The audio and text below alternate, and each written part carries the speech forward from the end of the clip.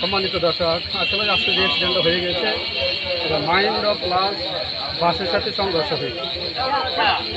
ডাইন সাইডে ছিল বাস, যখন ডাইন দিক থেকে আরেকটা যখন এই বালুর ট্রাক ছিল ডাইন দিক থেকে, এই গাড়িটা ছিল একটু সমস্যা গাড়ি ট্রাকটা, তখন ওই হাল্লাঘাট থেকে যখন ফুলপুর যখন ঢাকাব্যাপী যে বাসটা আসে তখন ওই বালুর ট্রাকের পিছনে ছিল ওই বাসটা, মানে সামনের দিক থেকে ফুলপুর থেকে যে হালুয়াঘাটভাবে যে মাইন্ডে চলে যাবে ওই ট্রেনটা ওই বাসে আর মাইন্ডের সংঘর্ষ হয়ে অ্যাক্সিডেন্ট হয়ে গেছে।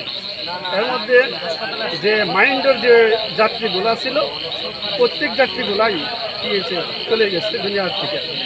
তাহলে এই এখন যে পরিস্থিতিটা দাঁড়াইছে যে আমাদের ফুলপুর থানা প্লাস ওই হাসপাতালে যে আমাদের যে লাশগুলো আছে 6 জন লাশ আমাদের আছে। আমাদের 3 জন শনাক্ত হয়েছে আর 3 জন শনাক্ত হয় নাই, আরও কিছু রোগী ময়মনসিংহ হাসপাতালে পাঠানো হয়েছে।